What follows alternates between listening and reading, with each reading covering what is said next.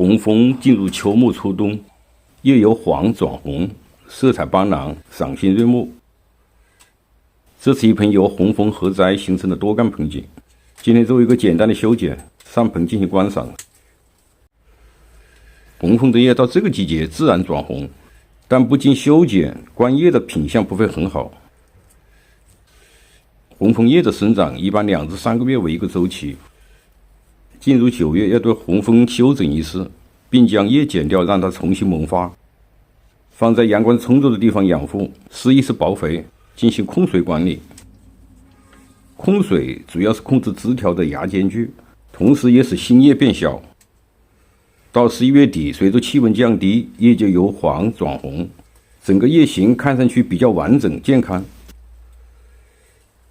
关于红枫多干合栽，我在前面的视频做了详细的讲解，这里再重复一下。枫类盆景的合栽不需要削皮，成功的关键就是这个滤丝。扎紧后，随着生长干开始膨大，干与干之间就自然愈合了。像这个部分愈合后就会形成新的生长面，养几年它就自然了。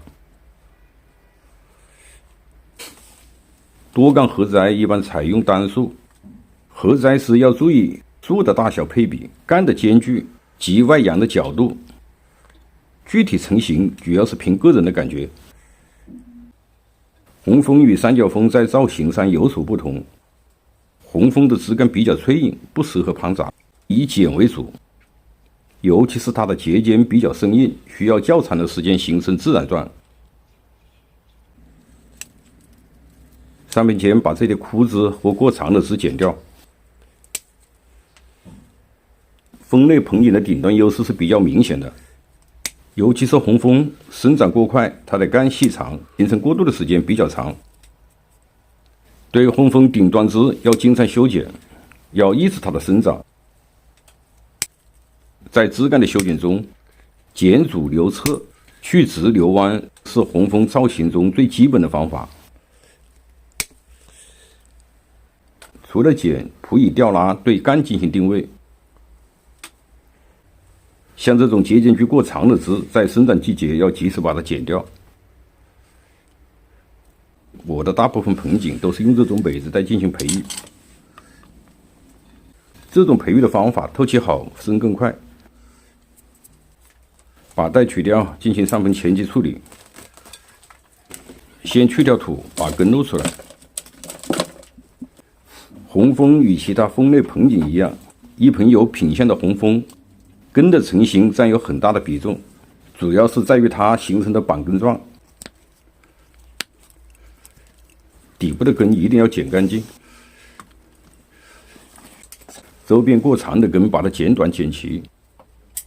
这样做的目的是使表面的根生长密集。板状根需要相当长的时间，是一个逐年换盆修剪形成的过程。应用的浅盆种红枫，它的表现力会很强。底部要垫上粗颗粒，用这种风发岩比较好。放上次育土，中间垫高。这个地方应该是放一个塑料之类的东西，把它隔离起来，不让这个中间底部长根。到春季生长季节，再对根进行调整一次，把这个底部垫上。调整好整个盆景的角度，填上次育土，不用次育土，用其他沙子土加腐叶土也可以。浅盆种植要注意植料的保水性，把它捣实，用铝丝把它固定好。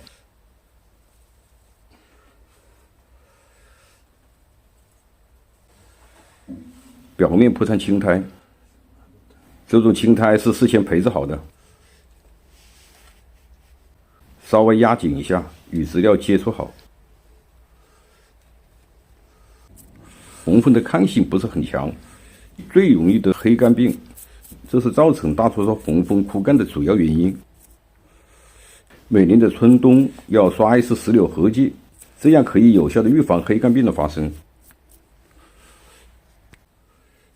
红枫的造型有别于其他盆景，玩红枫一般是玩高干，干呈直立状，弯曲有度，整体自然优雅。好了，关于红枫盆景今天就聊到这里，我是三金龙茶，谢谢您的收看，下期视频再见。